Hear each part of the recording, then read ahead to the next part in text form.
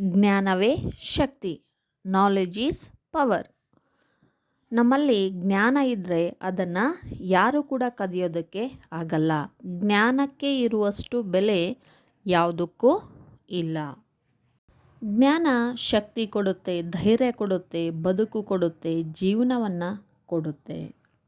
ಹಾಗಾಗಿ ವಿದ್ಯಾರ್ಥಿಗಳೇ, ಜ್ಞಾನವನ್ನು ಗಳಿಸುವುದರಲ್ಲಿ, ಓದೋದರಲ್ಲಿ, ಕಲಿಯೋದರಲ್ಲಿ ಹಿಂದೆ ಮುಂದೆ ನೋಡ್ದೇನೆ, ಯೋಚನೆ ಮಾಡ್ದೇನೆ ಮುನ್ನುಗ್ಗಬೇಕು.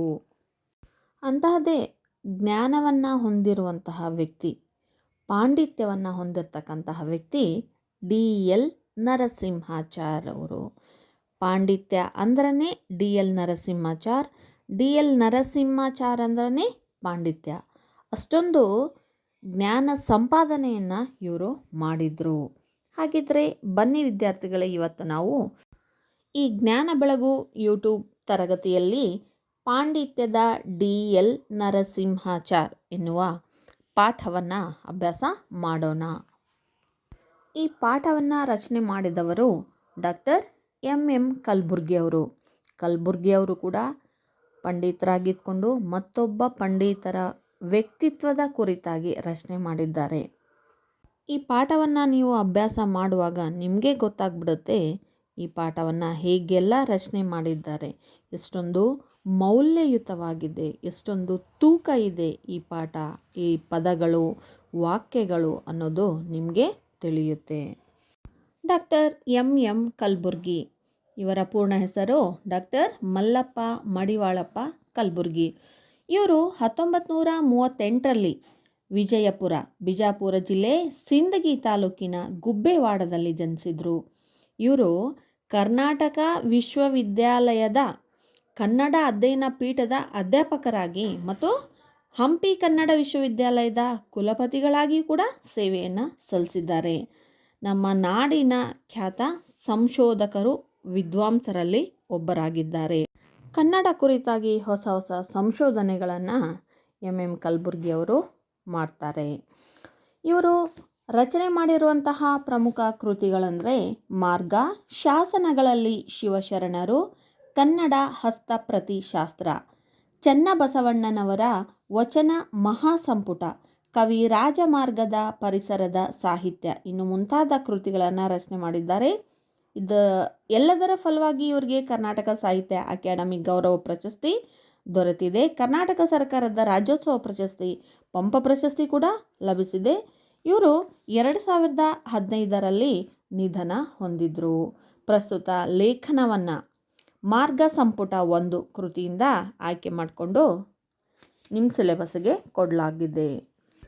ಪಾಠ 6 ಪಾಂಡಿತ್ಯದ ಡಿ.ಎಲ್. ನರಸಿಂಹಾಚಾರ್. ರಚನಾಕಾರರು ಡಾಕ್ಟರ್ ಎಂ ಕಲಬುರ್ಗಿಯವರು. ಪಾಠ ಪ್ರವೇಶ. ವಿದ್ವಾನ್ ಸರ್ವತ್ರ ಪೂಜ್ಯತೆ ಎಂಬಂತೆ ಪಾಂಡಿತ್ಯಕ್ಕೆ ವ್ಯಾಪಕ ಪುರಸ್ಕಾರವಿದೆ. ಪಾಂಡಿತ್ಯ ಜ್ಞಾನ, ಇದಕ್ಕೆ ಹೆಚ್ಚಿನ ಬೆಲೆ ಇದೆ. ಇಂತಹ ಜ್ಞಾನವನ್ನು, ವಿದ್ವತ್ತನ್ನು ಗಳಿಸೋದಕ್ಕೆ ನಿರಂತರವಾದಂಥ ಸತತವಾದ ಆಸಕ್ತಿ ಇರಬೇಕು. ಮೊದಲು ತಾಳ್ಮೆ ಬೇಕು ಮತ್ತು ಕಷ್ಟಪಡಬೇಕು, ಪರಿಶ್ರಮ ಬೇಕು. ಅಂದಾಗ ಮಾತ್ರ ಜ್ಞಾನವನ್ನು, ವಿದ್ವತ್ತನ್ನು ಸಂಪಾದನೆ ಮಾಡೋದಕ್ಕೆ ಸಾಧ್ಯ. ವಿದ್ಯೆ, ಜ್ಞಾನ ಅಷ್ಟು ಸುಲಭವಾಗಿ ಒಲಿಯೋದಿಲ್ಲ. ಪಾಂಡಿತ್ಯ, ಜ್ಞಾನವನ್ನು ಸಂಪಾದನೆ ಮಾಡುವಂತಹ ದಾರಿ, ಪ್ರಯಾಣ ಏನಿದೆಯಲ್ಲ, ಇದು ದೀರ್ಘವಾದದ್ದು.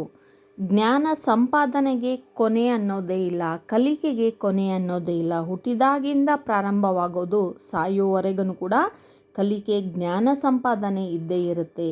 ಇಲ್ಲಿ ನಡೆದಷ್ಟು ದಾರಿ ಇದೆ. ನೀನು ಎಷ್ಟು ಜ್ಞಾನವನ್ನು ಸಂಪಾದನೆ ಮಾಡ್ತೀಯಾ ಅಷ್ಟು ನಿನಗೆ ಜ್ಞಾನ ಸಿಗುತ್ತೆ. ಅಂದರೆ ಎಷ್ಟು ನಡೀತೀಯ ಜ್ಞಾನದ ಹಾದಿಯಲ್ಲಿ ಅಷ್ಟೊಂದು ನಿನಗೆ ಜ್ಞಾನ ಸಿಗುತ್ತೆ. ಪಡೆದಷ್ಟು ಭಾಗ್ಯವಿದೆ. ನಮ್ಮ ನಾಡಿನ ಅಗ್ರಗಣ್ಯ ವಿದ್ವಾಂಸರಲ್ಲಿ ಡಾಕ್ಟರ್ ಡಿ.ಎಲ್. ನರಸಿಂಹಾಚಾರ್ಯರು ಕೂಡ ಒಬ್ಬರು.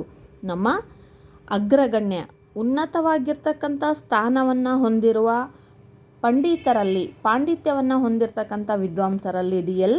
ನರಸಿಂಹಾಚಾರ್ಯರು ಕೂಡ ಒಬ್ಬರಾಗಿದ್ದಾರೆ. ಪಾಂಡಿತ್ಯಕ್ಕೆ ಮತ್ತೊಂದು ಹೆಸರೇ ಡಿ.ಎಲ್.ಎನ್. ಪಾಂಡಿತ್ಯ ಅಂದ್ರೇ ಡಿ.ಎಲ್.ಎನ್. ಅವರು ಆಗಿದ್ದಾರೆ. ಇದಕ್ಕೆ ಕಾರಣ ಏನು ಅಂತಂದರೆ ಇವರ ನಿಷ್ಕಲ್ಮಶ ಮನಸ್ಸು, ಸ್ವಚ್ಛವಾದ ಶುಭ್ರವಾದ ಮನಸ್ಸು, ಪಂಡಿತ ಪರಂಪರೆಯನ್ನು ರೂಪಿಸಿದ ಬಗೆ. ಪಾಂಡಿತ್ಯವನ್ನು ಹೇಗೆ ಪಡೆದುಕೊಳ್ಬೇಕು ಅನ್ನೋದ್ರ ಬಗ್ಗೆ ಇವರು ತಿಳುವಳಿಕೆಯನ್ನು ನೀಡಿದ್ದಾರೆ. ವ್ಯಕ್ತಿ ನಿಷ್ಠೆ ಮತ್ತು ಕನ್ನಡ ಸಾಹಿತ್ಯಕ್ಕೆ ಇವರು ಸಲ್ಲಿಸಿದ ಉತ್ಕೃಷ್ಟ ಸೇವೆಯನ್ನು ಲೇಖಕರು ಪರಿಚಯಿಸಿದ್ದಾರೆ. ಅಂದರೆ ಎಂ ಕಲಬುರ್ಗಿಯವರು ಈ ಪಾಠದಲ್ಲಿ DLN ಅವರ ನಿಷ್ಕಲ್ಮಶವಾಗಿರ್ತಕ್ಕಂಥ ಮನಸ್ಸಿನ ಕುರಿತಾಗಿ ತಿಳಿಸಿದ್ದಾರೆ. ಅವರು ಕನ್ನಡ ಸಾಹಿತ್ಯ ಕ್ಷೇತ್ರದಲ್ಲಿ ಒಂದು ಉನ್ನತವಾದಂಥ ಉತ್ಕೃಷ್ಟವಾದಂಥ ಸೇವೆಯನ್ನು ಸಲ್ಲಿಸೋದ್ರ ಬಗ್ಗೆ ತಿಳಿಸಿದ್ದಾರೆ. ಅವರ ವೃತ್ತಿ ಕೆಲಸದ ಬಗ್ಗೆ ನಿಷ್ಠೆಯಾಗಿರ್ಬೋದು, ಹಾಗೆಯೇ ಒಂದು ಪಂಡಿತ ಪರಂಪರೆಯನ್ನು ರೂಪಿಸಿರುವಂತಹ ಬಗೆ, ಈ ಎಲ್ಲ ವಿಷಯಗಳ ಬಗ್ಗೆ ಇವತ್ತು ಇಲ್ಲಿ ಇವರು ಪರಿಚಯ ಮಾಡಿಕೊಳ್ತಾ ಇದ್ದಾರೆ ನಮಗೆ. ಗಮನ ಕೊಟ್ಟು ಕೇಳಿ, ಇಲ್ಲಿ ಒಂದೊಂದು ಪದ ಸೆಂಟೆನ್ಸ್ ಕೂಡ ಇಂಪಾರ್ಟೆಂಟ್ ಆಗಿದೆ. DLN ಅವರನ್ನು ನೋಡಿ ತೀನಂ ಶ್ರೀ ಅವರ ಮರಣ ದುಃಖವನ್ನು ಮರೆಯುತ್ತಿದ್ದ ಕನ್ನಡ ಸಾಹಿತ್ಯ ಪ್ರಪಂಚ 8/5/71 ಬಂದ DLN ಅವರ ನಿಧನ ವಾರ್ತೆಯಿಂದ ನಿಜಕ್ಕೂ ತತ್ತರಿಸಿ ಹೋಗಿದೆ. ಒಂದು ಕುಟುಂಬ, ಆ ಕುಟುಂಬದಲ್ಲಿ ಹಿರಿಯ ವ್ಯಕ್ತಿ, ಮುಖ್ಯಸ್ಥ ಮನೆಯ ಜವಾಬ್ದಾರಿಗಳನ್ನೆಲ್ಲ ಹೊತ್ಕೊಂಡು ಆಗು ಹೋಗುಗಳನ್ನೆಲ್ಲ ನೋಡಿಕೊಂಡು ಹೋಗ್ತಾ ಇರ್ತಾರೆ. ಹೌದಾ?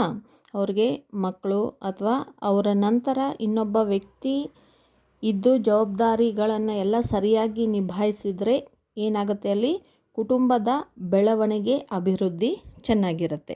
ಹೌದಾ? ಅಂಥ ಹಿರಿಯ ವ್ಯಕ್ತಿ ಸಡನ್ನಾಗಿ ಏನು ಎಲ್ಲರನ್ನ ಬಿಟ್ಟು ಹೋಗ್ಬಿಟ್ರು, ಅಂದರೆ ಅಗಲಿ ಹೋಗ್ಬಿಟ್ರು.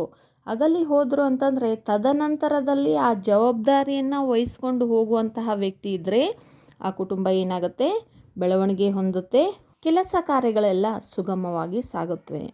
ಅದೇ ರೀತಿಯಾಗಿ ಕನ್ನಡ ಸಾಹಿತ್ಯ ಕ್ಷೇತ್ರದಲ್ಲಿ ಒಬ್ಬ ಹಿರಿಯ ವ್ಯಕ್ತಿ, ವಿದ್ವಾನರಾಗಿರ್ತಕ್ಕಂಥ ತೀನಂ ಶ್ರೀ ಅವರು ಮರಣ ಹೊಂದಿದಾಗ ಆ ದುಃಖವನ್ನು ಮರೆಯೋದಕ್ಕೆ ಸಾಕಷ್ಟು ದಿನಗಳೇ ಬೇಕಾಯಿತು. ಆದರೆ ತೀನಂ ಶ್ರೀಯವರ ಸ್ಥಾನವನ್ನು DL ನರಸಿಂಹಾಚಾರ್ ಅವರು ತುಂಬಿದರು.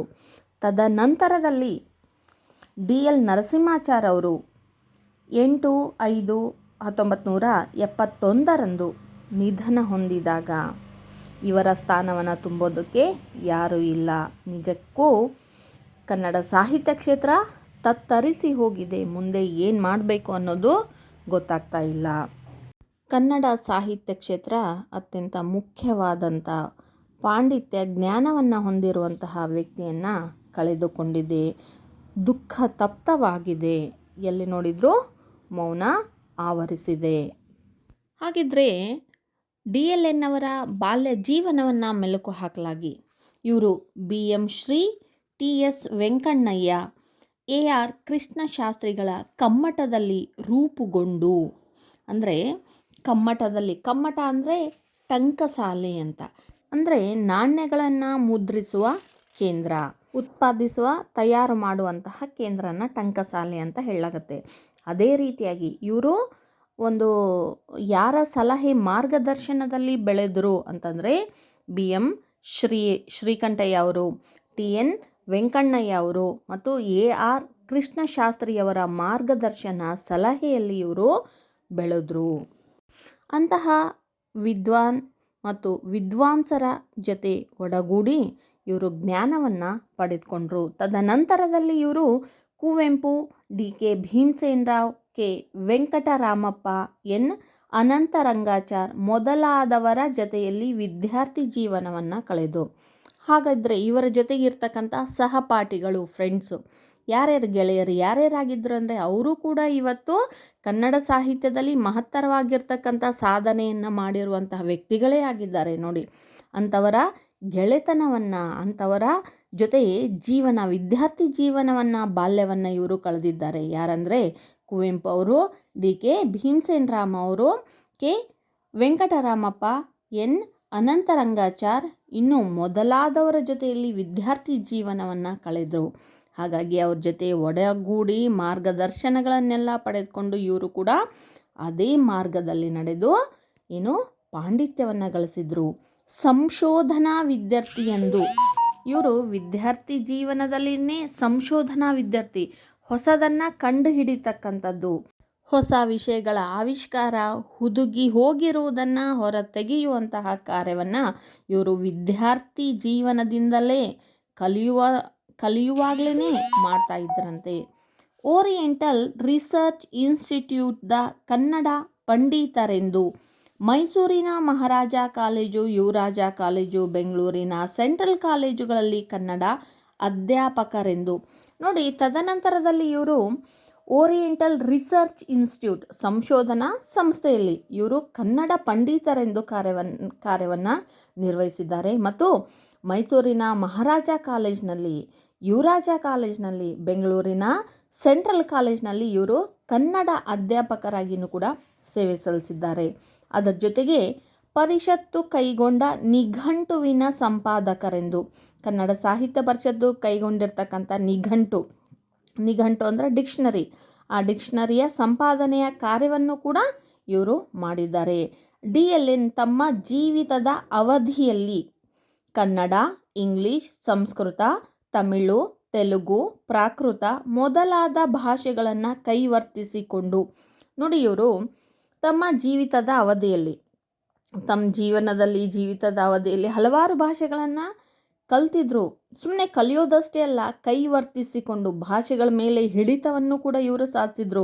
ಕನ್ನಡ ಅಷ್ಟೇ ಅಲ್ಲದೆ ಇಂಗ್ಲೀಷ್, ಸಂಸ್ಕೃತ, ತಮಿಳು, ತೆಲುಗು, ಪ್ರಾಕೃತ ಮೊದಲಾದ ಭಾಷೆಗಳನ್ನು ಇವರು ಕಲ್ತಿದ್ರು, ಕರಗತ ಮಾಡಿಕೊಂಡಿದ್ರು. ಯಾಕೆ? ಇವರು ಸಂಶೋಧನೆಯ ಹಾದಿಯಲ್ಲಿ ಇದ್ದರು.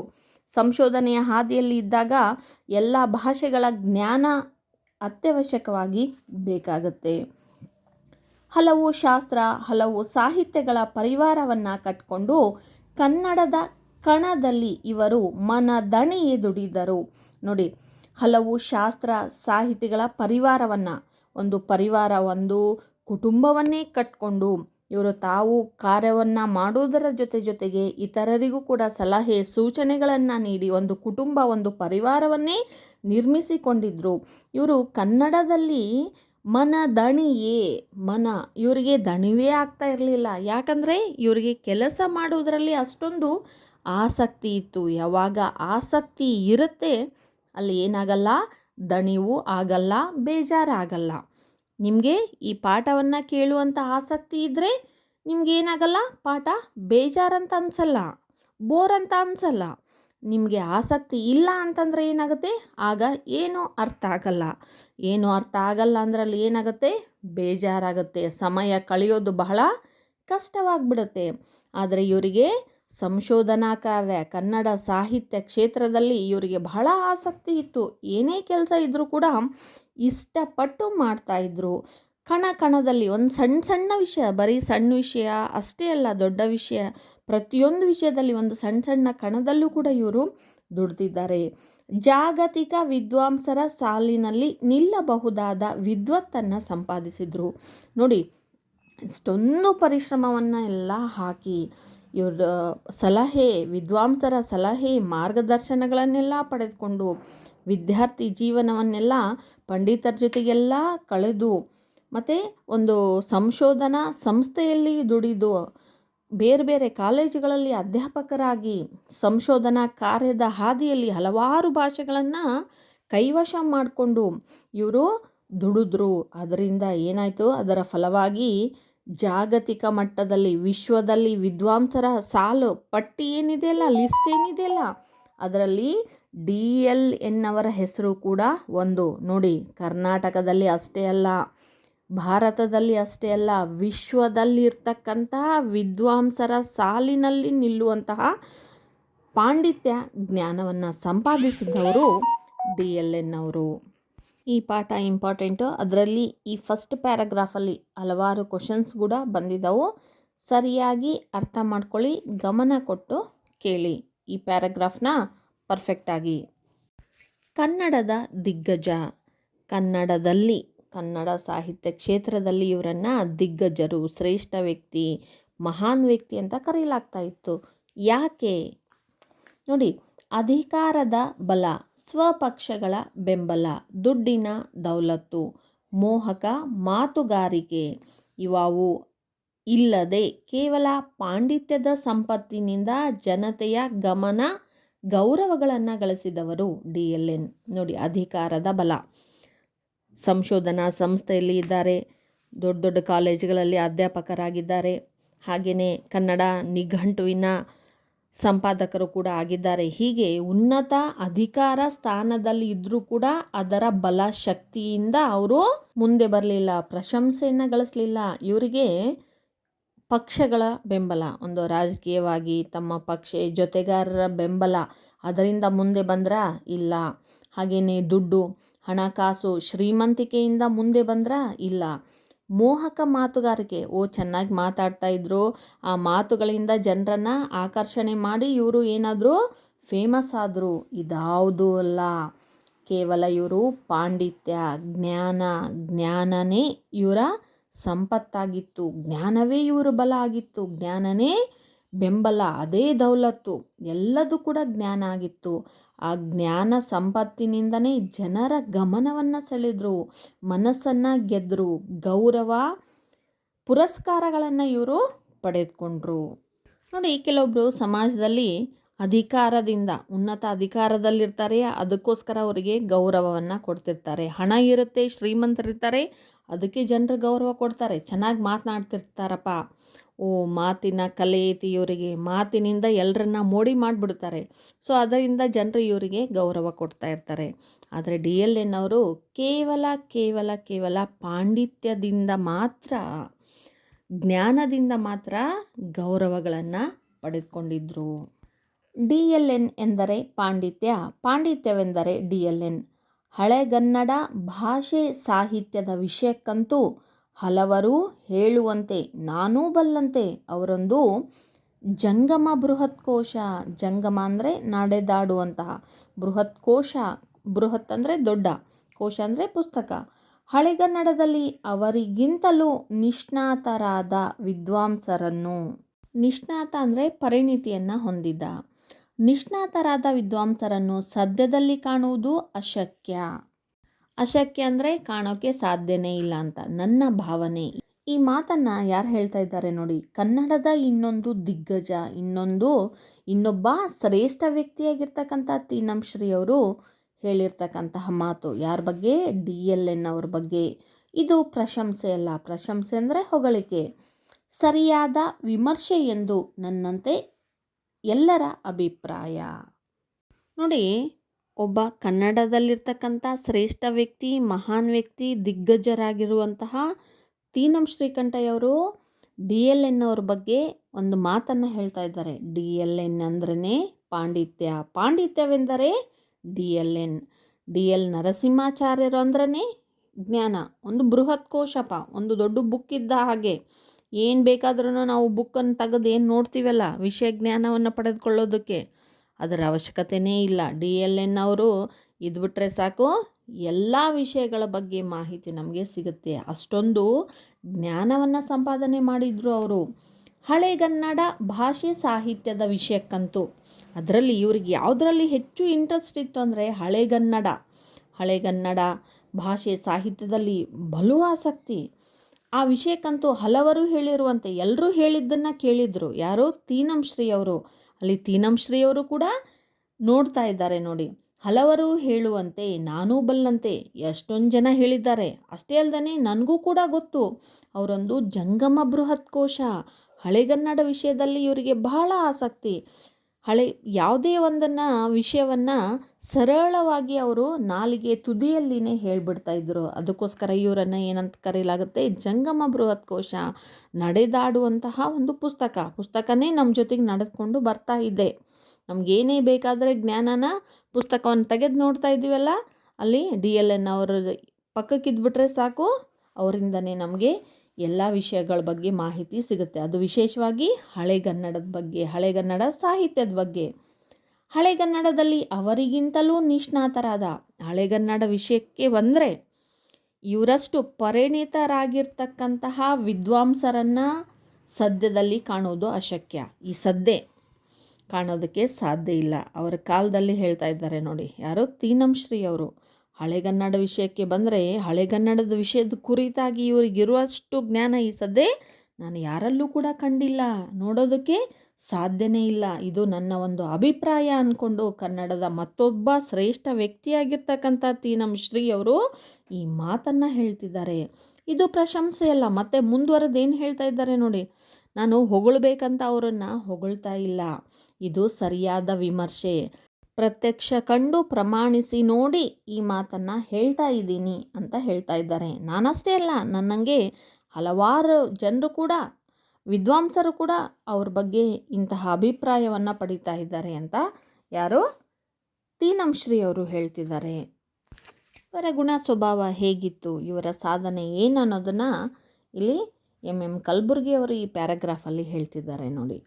ಮೈಸೂರು ವಿಶ್ವವಿದ್ಯಾನಿಲಯದ ಕನ್ನಡ ಮುಖ್ಯಸ್ಥ ಪೀಠವನ್ನೇರುವ ಭಾಗ್ಯ ಅವರದಾಗದಿದ್ದರೂ ನೋಡಿ, ಮೈಸೂರು ವಿಶ್ವವಿದ್ಯಾಲಯದಲ್ಲಿ ಕನ್ನಡದ ಮುಖ್ಯಸ್ಥ ಸ್ಥಾನಕ್ಕೆ ಇವರಿಗೆ ಸಿಗಲಿಲ್ಲ. ಇಷ್ಟೊಂದು ಪಾಂಡಿತ್ಯ ಹೊಂದಿದ್ರು, ಶ್ರೇಷ್ಠ ವ್ಯಕ್ತಿ, ಮಹಾನ್ ವ್ಯಕ್ತಿ ಆಗಿದ್ದರೂ ಕೂಡ, ಭಾಷೆಯನ್ನು ಬಲ್ಲವರು, ಸಂಶೋಧಕರು ಎಲ್ಲ ಆಗಿದ್ದರೂ ಕೂಡ ಮೈಸೂರು ವಿಶ್ವವಿದ್ಯಾಲಯದ ಕನ್ನಡಕ್ಕೆ ಮುಖ್ಯ ಪೀಠವನ್ನೇ ಏರುವಂಥ ಸ್ಥಾನ ಇವರಿಗೆ ಸಿಗಲಿಲ್ಲ. ಆ ಭಾಗ್ಯ ಇವರದ್ದು ಆಗಲಿಲ್ಲ. ಹಾಗಂದ ಮಾತ್ರಕ್ಕೆ ಪೀಠವೇರಿದವರನ್ನು, ಪೀಠ ಏರಬೇಕಾದವರನ್ನು ಸಿದ್ಧಗೊಳಿಸಿದವರು. ಆ ಸ್ಥಾನ ತಮಗೆ ಸಿಗಲಿಲ್ಲ ಅಂದರೂ ಕೂಡ ಆ ಸ್ಥಾನಕ್ಕೆ ಹೋಗುವವರನ್ನು, ಆ ಪೀಠ ಏರುವವರನ್ನು ಇವರು ಸಿದ್ಧಗೊಳಿಸಿದರು, ತಯಾರು ಮಾಡಿದರು, ಸಲಹೆ ಸೂಚನೆ ಮಾರ್ಗದರ್ಶನಗಳನ್ನು ನೀಡಿದರು. ಸಾಮಾನ್ಯ ಮನುಷ್ಯ ಆದರೆ ಏನು ಮಾಡ್ತಾನೆ, ನನಗೆ ಸಿಗದೇ ಇರೋದು ಇನ್ನೊಬ್ರಿಗೂ ಕೂಡ ಸಿಗಬಾರ್ದು ಎನ್ನುವಂತಹ ಸ್ವಾರ್ಥ ಮನೋಭಾವ ಇರುತ್ತೆ. ಆದರೆ ಇವರಿಗೆ ವಿಶಾಲವಾದಂತಹ ಮನೋಭಾವ, ನನಗೆ ಸಿಗಲಿಲ್ಲ ಅಂದರೆ ಏನಾಯಿತು, ಅವರಿಗೆ ನಾವು ಸಪೋರ್ಟ್ ಮಾಡೋಣ, ಸಹಕಾರ ನೀಡೋಣ, ಸಿದ್ಧಗೊಳಿಸೋಣ ಅಂದ್ಕೊಂಡು ಇವರು ಸಿದ್ಧಗೊಳಿಸ್ತಾರೆ. ಮೈಸೂರು ವಿಶ್ವವಿದ್ಯಾನಿಲಯಕ್ಕೆ ಪಾಂಡಿತ್ಯದ ಭದ್ರ ಬುನಾದಿ ಹಾಕಿದವರು. ಮೈಸೂರು ವಿಶ್ವವಿದ್ಯಾಲಯ, ಮೈಸೂರು ಯೂನಿವರ್ಸಿಟಿಗೇ ಏನು ಆ ಪಾಂಡಿತ್ಯಕ್ಕೆ, ಆ ಜ್ಞಾನಕ್ಕೆ, ಆ ಒಂದು ವಿಶ್ವವಿದ್ಯಾಲಯಕ್ಕೆ ಬುನಾದಿಯನ್ನು ಹಾಕಿರ್ತಕ್ಕಂಥವ್ರು, ಬೇಸ್ಮೆಂಟನ್ನು ಹಾಕಿರ್ತಕ್ಕಂಥವ್ರು ಯಾರಾಗಿದ್ದಾರೆ, DLN ಅವರು ಆಗಿದ್ದಾರೆ. DLN ಅವರು 11 ಗ್ರಂಥ, ಇವರು ಸಾಧನೆ, ಇವರ ಕೃತಿಗಳು, ಇವರು 11 ಗ್ರಂಥಗಳನ್ನು ರಚನೆ ಮಾಡಿದ್ದಾರೆ. ಹಾಗೆಯೇ 7 ಮುನ್ನುಡಿಗಳನ್ನು ಬರೆದಿದ್ದಾರೆ ಮತ್ತು 12 ವಿಮರ್ಶಾ ಲೇಖನಗಳನ್ನು ಬರೆದಿದ್ದಾರೆ ಮತ್ತು 70 ಇತರ ಲೇಖನಗಳನ್ನು ರಚನೆ ಮಾಡಿದ್ದಾರೆ. ಇದು DLN ಅವರ ಸಾಹಿತ್ಯದ ಸಂಪತ್ತು, ಇವರ ಸಂಪತ್ತು ಆಸ್ತಿ ಆಗಿದೆ. ಅವರ ಈ ಕೃಷಿ ಮೊತ್ತದಲ್ಲಿ ಕಡಿಮೆ ಎಂದು ವಾದಿಸುವವರು, ಇಷ್ಟೊಂದು ಜ್ಞಾನ ಹೊಂದಿದ್ದಾರೆ, ಇಷ್ಟೊಂದು ಪಾಂಡಿತ್ಯ ಇದೆ ಅಂದ ಮಾತ್ರಕ್ಕೆ ಎಷ್ಟೆಲ್ಲ ರಚನೆ ಮಾಡ್ಬೋದಿತ್ತಲ್ಲ, ಹೌದಾ? ಹಾಗಿದ್ರೆ ಇವರು ಕನ್ನಡ ಸಾಹಿತ್ಯದಲ್ಲಿ ಕೃಷಿ ಏನು ಮಾಡಿದ್ದಾರೆ, ಕೃತಿಗಳನ್ನು ಏನು ರಚನೆ ಮಾಡಿದ್ದಾರೆ, ಇದು ಮೊತ್ತದಲ್ಲಿ, ಎಣಿಕೆಯಲ್ಲಿ ಭಾಳ ಕಡಿಮೆ ಆಯಿತು ಅಂತ ಹಲವಾರು ಜನರು ವಾದವನ್ನು ಮಾಡಿದರು. ಆದರೆ ಸತ್ವದಲ್ಲಿ ಹಿರಿದೆಂದು ಒಪ್ಪಿಕೊಳ್ಳಲೇಬೇಕು. ನಾವು ಅವುಗಳನ್ನು ಎಣಿಕೆ ಮಾಡಬಾರ್ದು. ಕೆಲವೊಬ್ಬರು 100 ಕೃತಿಗಳನ್ನು, ಗ್ರಂಥಗಳನ್ನು ರಚನೆ ಮಾಡ್ತಾರೆ. ಆದರೆ ಅದರಲ್ಲಿ ಸಾರ, ಸತ್ವ, ಮೌಲ್ಯ, ಹುರುಳು, ತಿರುಳು ಏನೂ ಇಲ್ಲ ಅಂತಂದರೆ ಏನು ಉಪಯೋಗ? ಇವರು ರಚನೆ ಮಾಡಿರುವಂತಹ ಸಾಹಿತ್ಯ ಕೃಷಿ ಕಡಿಮೆ, ಎಣಿಕೆಯಲ್ಲಿ ಎಣಿಸೋದ್ರಲ್ಲಿ ಕಡಿಮೆ ಆದ್ರೂ ಕೂಡ, ಆದರೆ ಸತ್ವದಲ್ಲಿ ಹಿರಿದಾಗಿತ್ತು. ಒಂದೊಂದು ಉಪಯೋಗ ಮಾಡಿರ್ತಕ್ಕಂಥ ಒಂದೊಂದು ಪದಗಳು, ಒಂದೊಂದು ವಾಕ್ಯಗಳು ಅಷ್ಟೊಂದು ಮೌಲ್ಯವನ್ನು ಹೊಂದಿದ್ದು. ಇದನ್ನು ಎಲ್ಲರೂ ಕೂಡ ಒಪ್ಕೊಳ್ಳೇಬೇಕು. ಇತ್ತೀಚೆಗೆ ಬಂದ 100 ಪುಸ್ತಕಗಳು ಅವರು ವರ್ಗದಲ್ಲಿ ನೀಡಿದ ಉಪನ್ಯಾಸದ ವಿಸ್ತೃತ ರೂಪಗಳೆಂದು ಅವರ ಶಿಷ್ಯರೇ ಅಭಿಮಾನಪಟ್ಟು ಹೇಳುವುದರಿಂದ, ಇತ್ತೀಚೆಗೆ ಏನೋ DLN ಅವರ ಪುಸ್ತಕಗಳು ಏನೋ ಬಂದು ಬಿಡುಗಡೆ ಆದ್ವಲ್ಲ, ಅವು ವರ್ಗದಲ್ಲಿ, ಕ್ಲಾಸಲ್ಲಿ, ತರಗತಿಗಳಲ್ಲಿ ಏನು ಉಪನ್ಯಾಸ ನೀಡ್ತಾರಲ್ಲ, ಆ ಉಪನ್ಯಾಸ ನೀಡಿರೋದನ್ನು ವಿಸ್ತೃತವಾಗಿ, ವಿವರಣೆಯಾಗಿ ಅಲ್ಲಿ ರಚನೆ ಮಾಡಿರೋದು, ಅವುಗಳ ವಿಸ್ತೃತ ರೂಪಗಳೇ ಆಗಿದ್ದಾವೆ ಅಂದ್ಕೊಂಡು ಶಿಷ್ಯರೇ, ವಿದ್ಯಾರ್ಥಿಗಳೇ, ಅವರ ಶಿಷ್ಯರೇ ಅಭಿಮಾನದಿಂದ, ಹೆಮ್ಮೆಯಿಂದ ಹೇಳ್ತಾ ಇದ್ದಾರೆ. ಅವರ ಸಾಹಿತ್ಯ ಕೃಷಿಯನ್ನು ಪುಸ್ತಕ ಸಂಖ್ಯೆಯಲ್ಲಿ ನೋಡದೆ, ಇವರು ಸಾಹಿತ್ಯದ ಕೃಷಿ ಎಷ್ಟು ಬರೆದಿದ್ದಾರೆ ಅನ್ನೋದನ್ನು, ಪುಸ್ತಕಗಳನ್ನು ಸಂಖ್ಯೆಯಲ್ಲಿ ಎಣಿಸಬಾರ್ದು. ಬದಲಾಗಿ ಶಿಷ್ಯ ಸಂಖ್ಯೆಯಲ್ಲಿ ನೋಡುವುದು ನ್ಯಾಯವೆಂದು ತೋರುತ್ತದೆ.